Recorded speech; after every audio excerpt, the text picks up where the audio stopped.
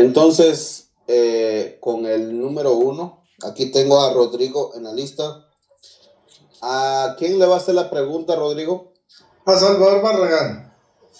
Bueno, entonces yo te tomo el tiempo cuando estés listo para hacer la pregunta. Ok. Bueno, Salvador, cuando Pedro escribió sus 2 cartas del Nuevo Testamento, ¿fue infalible, sí o no? Claro, muy buena pregunta y la esperaba, de verdad lo digo. Dale. Gracias. Todo hombre, desde el Génesis, Éxodo, Levítico, Números, Deuteronomio, incluyendo el apóstol Pedro, cuando fueron inspirados por el Espíritu Santo y escribieron sus epístolas, fueron infalibles. ¿Por qué? Porque la infalibilidad recae sobre la palabra de Dios, no sobre las personas que sean infalibles en ex cátedra. Lo que es infalible para nosotros es la Sagrada Escritura, no en cuanto a la persona que ex cátedra y esto y lo otro, no. Porque dice la palabra de Dios que los santos profetas no hablaron por su propia cuenta, sino que fueron inspirados por el Espíritu Santo. Pedro, cuando escribió sus cartas, fue infalible en ese momento. Amén y gloria a Dios por eso. ¿Eso es todo? Es todo. 44 segundos. Entonces voy a regresar el tiempo. Rodrigo, tienes 2 minutos para no sé cómo se dice, corregir o no sé. Refutar la respuesta. Bueno, pues ustedes acaban de escuchar que Salvador Barragán admitió que Pedro, el primer papa, fue infalible, junto con todos los autores inspirados. Pero ustedes lo escucharon decir, y el pastor Gilberto también, decir que solo Dios es veraz y que los hombres son mentirosos. O sea que si seguimos la lógica anterior de Salvador Barragán, toda la Biblia es mentira, porque no la escribieron ángeles, no la escribió Dios de su puño y letra, la escribieron hombres inspirados por Dios. Y por supuesto, cuando un papa establece hace uso de la infalibilidad papal, pues obviamente está inspirado por Dios, igual que lo hizo Pedro, igual que lo hicieron todos los profetas y todos los autores sagrados. Entonces, él por un lado dice que todos los hombres son mentirosos, pero acaba de reconocer que los hombres de la Biblia son inspirados. Y dice, es que la escritura es infalible y no las personas, pero es que, a ver, son personas los que escribieron la Biblia, no fueron ángeles. Entonces, él mismo se acaba de autopacatear y acaba de pacatear al pastor Gilberto porque tomaron un texto fuera de contexto, diciendo que solo Dios es veraz y que los hombres son mentirosos. Porque si aceptáramos esa premisa, pues toda la Biblia es mentira porque fue escrita por hombres. Entonces, así de fácil. Y así se prueba que el Papa Pedro el primero fue inspirado por Dios y fue infalible cuando escribió sus 2 cartas del Nuevo Testamento. Muchas gracias. 1 minuto 40 segundos. Muy bien. Con la primera. Ahora con el segundo. Yo hago la primera pregunta. Ok, entonces está bien. A Rodrigo Andrés Calvo. Adelante. La pregunta es esto, Rodrigo. Cuando Lucas escribió Hechos y el Evangelio de Lucas, ¿fue infalible? Claro. Sí. Claro, Lucas fue infalible. Por eso, en el texto de Lucas 2:22, él dice lo siguiente, que Lucas 2:22 dice lo siguiente en la Reina Valera. Dice, y cuando se cumplieron los días de la purificación de ellos, conforme a la ley de Moisés, le trajeron a Jerusalén para presentarle al Señor. Refiriéndose también a Levítico 12:6 y no 12:8, como dijo el pastor Gilberto, que dice lo siguiente: cuando los días de su purificación fueren cumplidos, por hijo o por hija, traerá un cordero de 1 año para el holocausto y un palomino o una tórtola para la expiación, a la puerta del tabernáculo de reunión del sacerdote. Por hijo o por hija. Y eso va en consonancia con lo que ya también había leído de la cita, por aquí la tengo, Números 18:15. Todo lo que abre matriz de toda carne que ofrecerán a Jehová, así de hombres como animales, será tuyo, pero harás que se redima el primogénito del hombre. Así es. Muchas gracias. Gracias. 1 minuto con 24 segundos. O sea, son 3 minutos para responder, pero está bien, pueden agarrar lo que ustedes quieran. Ok, reiniciar ¿Cuánto el tiempo. tengo para contrarrestar? Tienes 2 minutos para refutar la respuesta de Rodrigo. Ok, gracias. Bueno, todos acaban de escuchar que Rodrigo Andrés Calvo acaba de refutar el Concilio Vaticano I, acaba de refutar el Jure Divine, acaba de refutar el Satis Cognitum de la Iglesia Católica Romana, porque el Satis Cognitum y el Jure Divine, el Papa, todo el tejido del derecho canónico dice que solo el Papa es infalible en ex cátedra. Solo el Papa es infalible. Rodrigo acaba de decir que Lucas es infalible. Rodrigo acaba de afirmar que Marcos, que no era papa, era infalible. Lucas no era obispo de Roma, señor. Juan no era obispo de Roma. Entonces, ¿todas las escrituras son infalibles? Moisés no era obispo romano, ¿era infalible?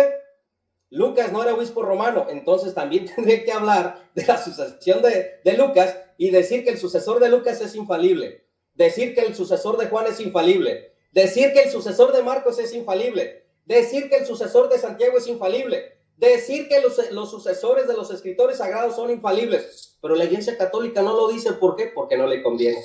¿Por qué? Porque son por cuestiones políticas. Acaban de escuchar a Rodrigo Andrés Calvo, que acaba de pacatear a sus mismas confesiones católicas, porque acaba de decir que Lucas es infalible, pero sin embargo, regresándole la misma premisa, él acudió a una falacia mía, y yo sí le estoy diciendo una verdad, que acaba de pacatear al Concilio Vaticano I. Y esto queda grabado para la historia, que pacateó al Jure Divino que Lucas era infalible. Por lo tanto, Rodrigo Andrés Calvo se tiene que someter a la sucesión de Marcos, a la sucesión de Juan, a la sucesión de Andrés, a todos los escritores sagrados. Andrés no escribió, porque te voy a decir, Andrés no escribió y me va a levantar una falacia. Andrés no escribió. Entonces, todos los otros escritores son infalibles para Rodrigo Andrés Calvo, no solo el obispo romano. Por lo tanto, Rodrigo Calvo acaba de refutar toda el jure divino de la Iglesia Católica Romana. Entonces, ¿qué hacemos, Rodrigo Andrés Calvo? Tiempo. Tú dices que solo hay 2 dogmas de fe. Carlos Mojica recurrió como a 7, 8. ¿A quién le creemos? Árbol que nace torcido ya no se endereza, mis amados hermanos. Dios tiene que hacer un milagro en el corazón de estos hombres para que les abra los ojos. No sé si se me escucha o no se me escucha. Ok. Tomó 2 minutos con 15 segundos. Está bien. Ahora viene la pregunta del padre Carlos Mojica. Padre, ¿está listo para hacer la pregunta y a quién se lo va a hacer? Bueno, la pregunta se la voy a hacer a Salvador Barragán. Ok, entonces tiene 1 minuto para formular la pregunta. Sin hacer el show, le voy a hacer la pregunta sin hacer el show. Salvador Adelante. Barragán, en la unión hipostática, cuando usted se refería a Juan 1:1, que eso lo ha predicado la iglesia, obviamente. En la unión hipostática, cada una de las propiedades de las naturalezas se mezclaron o cada una conservó su propiedad. Ojo, ¿se mezclaron o cada una conservó su propiedad? Esa es la pregunta. 26 segundos. Ok. Claro. Reiniciar. Que si cada una... ¿Listo? A ver, que me repita la cita bíblica, ¿no? Para leerla, por favor. Bueno, okay. Hágale cuidado. Hace rato estábamos cruzando los dos ese tema de la unión hipostática. La pregunta es la siguiente, Salvador Barragán. Yo estoy aquí dando un salto a la fe muy fuerte, pero voy a hacerlo con fe. Bueno, la pregunta es la siguiente. En la unión hipostática, cada una de las propiedades de la naturaleza de Cristo, ¿se mezclaron las propiedades de cada una de las naturalezas o cada una conservó su propia propiedad? Listo. Esa es la pregunta. 34 segundos. ¿Listo? Tienes 3 minutos para responder. Me avises cuando esté listo, Barragán. Claro. Para entender este tema, de las naturalezas, primeramente voy a definir qué significa naturaleza para entender si se unen, si se mezclan o cada quien conserva sus propiedades. ¿Qué significa la palabra naturaleza? La palabra naturaleza es el conjunto de propiedades que caracteriza a un ser. Hablando de manera filosófica, esa es una naturaleza. Jesucristo fue un verdadero hombre, ¿por qué? Porque lo dijo Roma, porque lo dijo un papa, no señor, lo dice la Biblia. Tenía necesidades biológicas, excepto el pecado, porque comía, dormía, lloraba y se cansaba y era un verdadero hombre y sufrió como un verdadero hombre en la cruz. ¿Es el verdadero Dios? ¿Por qué decimos que tenía una naturaleza divina? Porque hay un conjunto de propiedades que caracterizan a nuestro Señor Jesucristo como el Dios verdadero hecho carne, la segunda persona de la Trinidad, el Verbo de Dios que se encarna con su propia personalidad, que no es la misma persona del Padre, pero sí de la misma esencia y de la misma sustancia y de la misma naturaleza. Por lo tanto, vemos a Jesucristo que lo caracteriza como el Dios verdadero, porque lo vemos perdonando pecados, lo vemos que recibe adoración, y solo Dios puede recibir adoración. Entonces podemos entender las dos naturalezas, verdadero Dios y verdadero hombre. Ahora, ¿esas naturalezas se mezclan? Por supuesto que no. ¿Esas naturalezas absorben a una a otra? Por supuesto que no. Es la naturaleza la que le comunica a la persona de Jesús las necesidades de un ser humano. Y es la naturaleza divina quien le comunica a la persona de nuestro Señor Jesucristo en cuanto a la manifestación o el conjunto de propiedades como el Dios verdadero, como perdonar pecados, como todo lo que vemos que hizo nuestro Señor Jesucristo, que solo Dios puede hacerlo. Por lo tanto, si se mezclan, no se mezclan. Cada uno guardó de manera intacta, no hay una absorción de una a otra, como decía el monofisismo, sino que cada una guardó sus propias propiedades. Verdadero Dios y verdadero hombre. ¿Hasta dónde? Hasta la cruz del Calvario. Y resucitó con cuerpo corporal. ¿Por qué lo creo? Porque ahorita va a decir Carlos Mojica y me le voy a adelantar. Eso lo dijo el Papa León. Eso lo dijo el Concilio de Calcedonia en contra de los eutiquianos, en contra de los monofisistas y etcétera. Lo dice la Biblia. Y todo tiene que pasar por la palabra de Dios. Donde la palabra de Dios habla como de nuestro Señor Jesucristo como hijo de hombre. Y como dice la palabra de Dios, en el principio era el verbo era con Dios y el verbo era Dios. Creemos que Jesucristo es Dios verdadero no porque Roma lo dijo, no porque un pontífice romano lo dijo, lo creemos porque lo dice la palabra de Dios.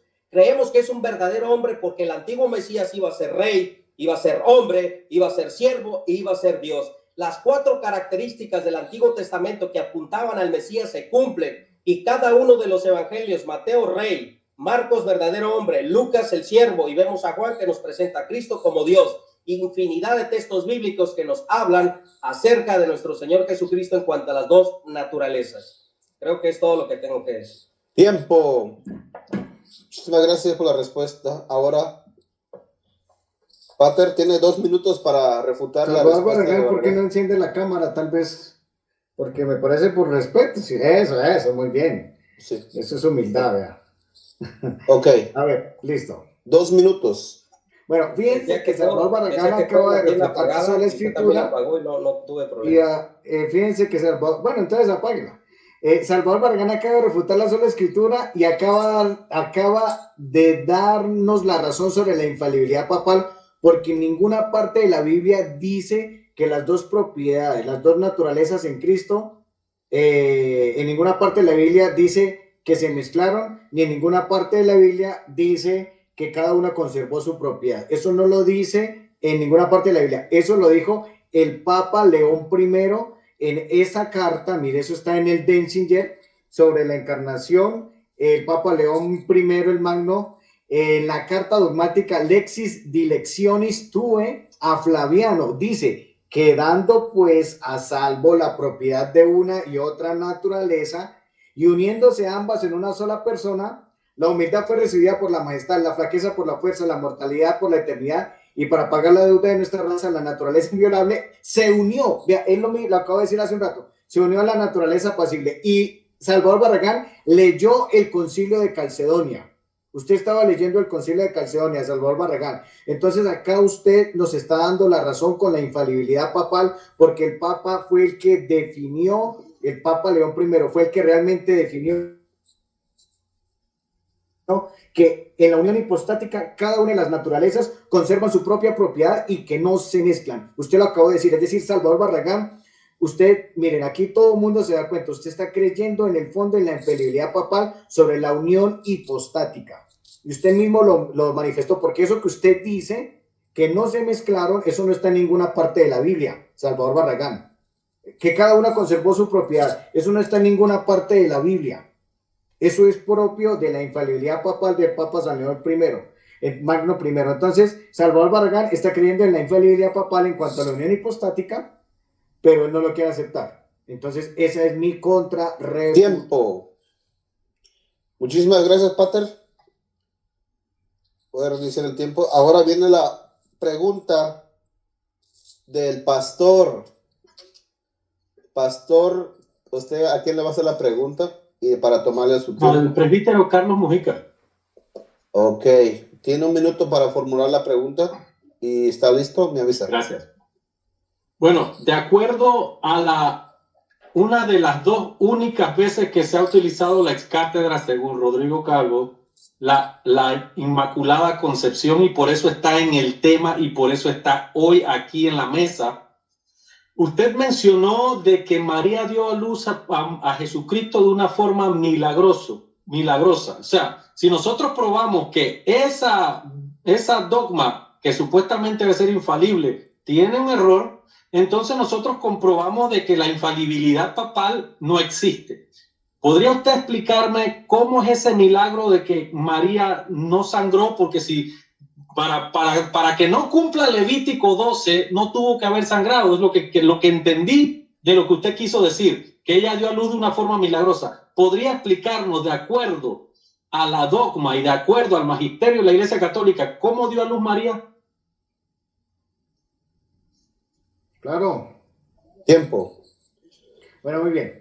Pues realmente lo encontramos en los evangelios. En Mateo 1 encontramos que el nacimiento de Jesús fue de esta manera. María, cuando llegó el momento de dar a luz, dio a luz a su único hijo, el Emmanuel, el Dios con nosotros. Entonces, el parto de Cristo que enseña la iglesia es un parto virginal.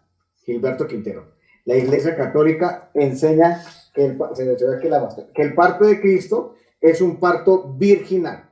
Que hubo o no hubo derramamiento de sangre. Cristo se encarnó en el vientre de María, la segunda persona divina de la Santísima Trinidad, se encarna en el vientre santísimo de María como verdadero hombre. Luego el parto de Cristo obviamente es como verdadero hombre, pero no es un parto como los otros partos, porque es el parto del Hijo de Dios. Es el parto del Hijo eterno del Padre. Entonces, con todo respeto, yo no voy más allá, porque yo en mi fe y en lo que enseña la iglesia, que es un parto virginal, con eso quedo satisfecho, que es un parto virginal. Yo con eso quedo satisfecho. Que hubo o no hubo derramamiento de sangre, realmente se lo dejaríamos a un criterio de la iglesia, pero yo no soy autoridad para decir si hubo o no hubo derramamiento de sangre. Yo solamente, Pastor Gilberto Quintero, con todo el respeto que usted se merece, quedo feliz y satisfecho con creer que el parto de nuestro Señor Jesucristo es un parto virginal y que es el verdadero Dios y verdadero hombre que estaba en el vientre de María y que en su nacimiento no le quita a María absolutamente nada. Al contrario, le consagra todo, porque por donde pasa Cristo todo se santifica. Sería absurdo pensar que por donde pasa Cristo todo queda contaminado. No creo que sea así. Por donde pasa Cristo todo queda santificado. Esa es mi creencia, Pastor Gilberto Quintero. Le queda un minuto, padre, ¿está bien? Así está bien. Ok. Pastor, tiene 2 minutos para refutar la respuesta. Muchísimas gracias, Gabriel. Bueno, resulta lo siguiente, en muchos de los estudios de la Iglesia Católica hay muchos padres de la Iglesia que dicen, así como pasó un rayo de luz atraviesa el vidrio de una ventana, así nació nuestro Señor Jesucristo, para evitar confrontar que si María tuvo abrió matriz y sangró, entonces la dogma de la Inmaculada Concepción estaría en juego. ¿Por qué? Porque entonces habría una inmundicia por parte de la ley. Gálatas es claro, nacido de mujer bajo la ley. Ella tenía que cumplir la ley y ella dio a luz de acuerdo a la ley. Entonces ahora leemos Vulgata Clementina. La Vulgata Clementina en el versículo 23 dice lo siguiente y y perdonen el lenguaje, pero así está escrito en la Vulgata Clementina. Dice, como está escrito en la ley del Señor, porque todo varón que descubre la vulva será llamado santo al Señor. Otras dicen que abra la vulva, porque en latín se dice vulvam. Ahora nuestras traducciones dicen matriz, en las Biblias católicas ni siquiera aparece. ¿Por qué? Porque esta información no le convenía al Pío IX para hacer su bula. Así que han torcido las escrituras, han sacado y roto y corrompido lo que es la escritura, porque la Vulgata Clementina al parecer sí lo decía. Entonces nosotros tenemos que abre matriz. Ahora, si hubiesen dicho que él pasó como una luz, como piensan los católicos, que ella, entonces estarían en contra de lo que la palabra de Dios dice, que dice, primera de Juan capítulo 4, dice, en esto conoced el Espíritu de Dios. Todo espíritu que confiesa que Jesucristo ha venido en carne es de Dios, y todo espíritu que no confiesa que Jesucristo ha venido en carne no es de Dios. Y este es el espíritu del anticristo, el cual vosotros habéis oído de que ha de venir y ahora está en el mundo. ¿Qué quiere decir eso? Que Jesús fue un bebé de carne que pesaba de 6 a 9 libras, que no era un rayo de luz. Entonces, Tiempo. Muchísimas gracias a todos. Hemos concluido con las preguntas y respuestas. Ahora quedan los últimos 2 minutos de cada uno, ¿verdad? 2 minutos de cada uno. Comenzamos. Bueno, muchas gracias, hermanos, los que están con nosotros viendo el en vivo. Comparten este en vivo, compartan el video para que las personas conozcan cada uno de lo que creemos, ¿no? Los católicos y los evangélicos. Bueno, Rodrigo, tienes 2 minutos para, no sé, conclusión, ¿no? Decir suficiente tiempo. ¿Listo? Prende el micrófono. ¿Me escuchan? Sí, ahora sí. Ok, vamos a empezar. Bueno, primero vamos a empezar hablando de que el pastor leyó o citó Lucas 2:22 de la Reina Valera. Dice, y cuando se cumplieron los días de la purificación de ellos, no de ella, pero cuando se le tocó su propia Biblia, dijo, no, es que yo no utilizo esa Biblia Reina Valera del 60, sino la Reina Valera Gómez, que fue hecha para bautistas. O sea que él ajusta a la Reina Valera que le conviene según cada versión de Reina Valera que salga, porque cada Reina Valera tiene distintas, ¿cómo se dice? Distintas ajustes según la doctrina de cada quien. Por otro lado, no respondió nada sobre Números 18:15, donde dice que se tiene que ofrecer un par de tórtolas por el hijo que acaba de nacer o la hija, y también por la mujer. Por otro lado, vemos que Salvador Barragán confundió a Clemente Romano con Clemente de Alejandría. Yo hablé del Clemente de Alejandría del siglo II, él habló del Clemente Romano del siglo I. Por otro lado, se probó que Pedro es infalible. ¿Por qué razón? Porque Pedro, a diferencia de Lucas, de Pablo y todos los demás autores inspirados, incluso los demás autores de las cartas católicas, le escribe a toda la iglesia, lo hace cátedra. Lo que no hace Pablo, lo que no hace Pedro, lo que no hace Juan, lo que no hace Lucas, lo que no hacen los profetas. Dice 1 Pedro 1:1, Pedro, apóstol de Jesucristo a los expatriados de la dispersión en Ponto, Galacia, Capadocia, Asia, Bitinia. Y también lo dice en 2 Pedro 2:1. Miren a quien le habla, Simón Pedro, siervo del apóstol Jesucristo, a los que habéis alcanzado por la justicia de nuestro Dios y Salvador Jesucristo, una fe igualmente preciosa que la nuestra. Le habla a toda la iglesia ex cátedra. Es inerrante, es infalible. Gracias. Muchísimas gracias, Rodrigo. 2 minutos de conclusión. ¿Vamos a seguir con lo mismo, Salvador? ¿Quién sigue? ¿El pastor Quintero? Ok. Adelante, pastor. Bueno, muchas gracias. Probamos que en realidad la infalibilidad papal es algo inexistente, tanto en la Biblia como en la misma historia. Solamente se mostraron que solamente se había utilizado durante 2 veces, y desde que se creó en 1870 hasta 1950 fueron las 2 veces que se utilizaron, porque no les daban la pata de la mesa de lo que es la fe católica, ni Biblia, ni tradición, ni magisterio, así que necesitaron de un cuarto poder para poder hacer esas dogmas, y la van a volver a utilizar en el futuro para hacer la 5ª dogma, que sería María es corredentora.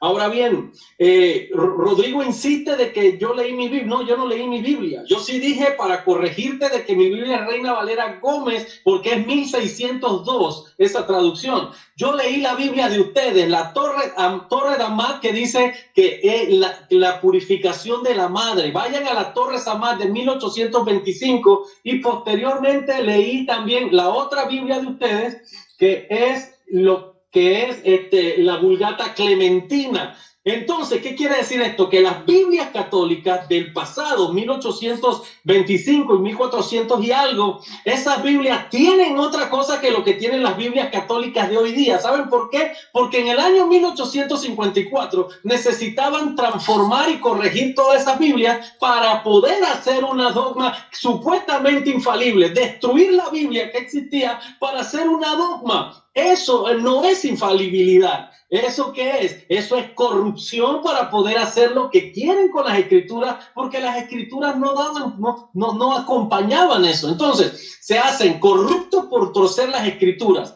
Crean un documento que es falible porque no se consideró la purificación de la madre, que delante de los ojos de Dios es algo sacrosanto, esa purificación que necesita lo que es el sacrificio de expiación. Necesita sacrificio de expiación para que ella sea limpia, y ese sacrificio de expiación lo hacía el sacerdote para que ella fuera limpia nuevamente. O sea, que hicieron una dogma supuestamente. Oh, es que no se te escucha, hermano.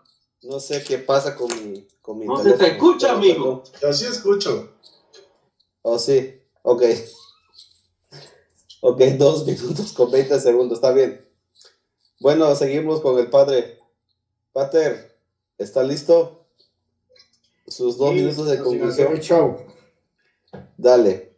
Bueno, realmente, pues que el profesor Rodrigo ha dicho que es 2 y que yo le haya añadido las otras, eso antes le da fuerza al argumento, ¿verdad? Y yo no le estoy contradiciéndole en ningún momento. Antes dije que los 2 Ineffabilis Deus y la otra Munificentissimus Deus, o sea, yo no sé, no creo que sea motivo de escándalo. Bueno, es lo primero. Lo segundo, la segunda conclusión, a mí realmente no me refutaron bien Salvador Barragán, Benedictus Deus del Papa Benedicto XII, ¿sí?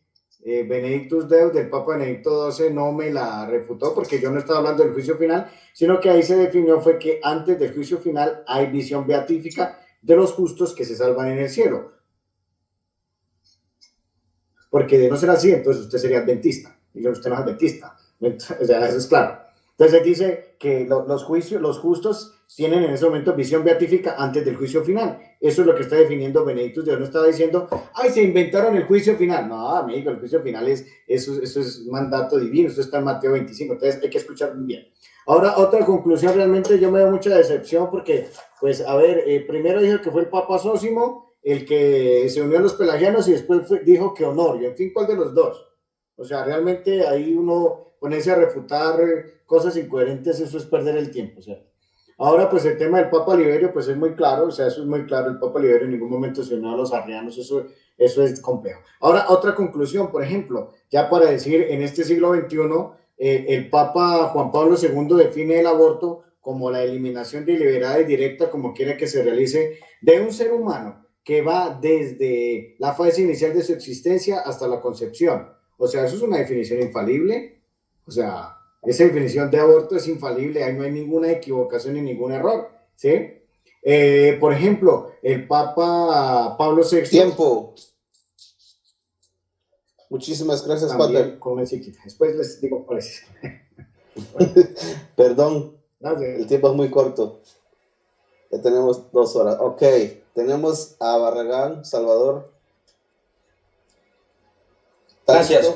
Para tus 2 Es bien minutos. conocido por todos es bien conocido por todos que Liberio sí aceptó y apoyó a los arrianos con la conveniencia de regresar a Roma. Ahora, lo único que hace es descalificar. Sósimo estuvo a favor de Pelagio, señor, es lo que le estoy diciendo. No saque de contexto mis palabras.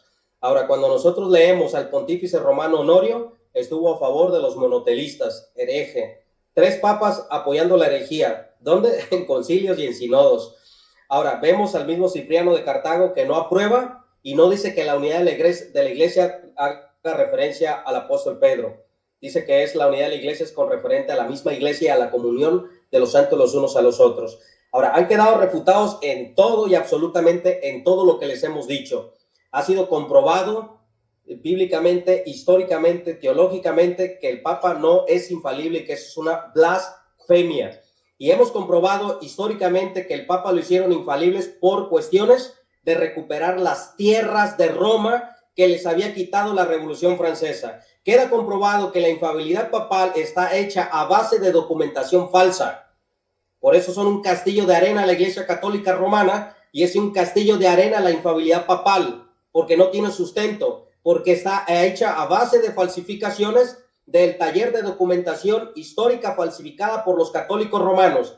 Lea usted el derecho canónico y se dará cuenta que las citas que citan son parte de las falsificaciones de Graciano, parte del decreto de la pseudo isidoriana, parte de la donación de Constantino que la Iglesia Católica usó por más de 8 siglos para pretender adueñarse de las tierras de Roma. Por eso hicieron al Papa infalible. La última carta que tiraron, hacerlo infalible para recuperar los estados pontificios por el dinero que conservaba la Iglesia Católica Romana, por los impuestos, el abuso de poder que le cobraban a los pobres indoctos católicos. No hay más que decir, el Papa no es infalible, por eso los ortodoxos griegos dicen que la primera caída es Adán, Judas y el Papa con la infalibilidad.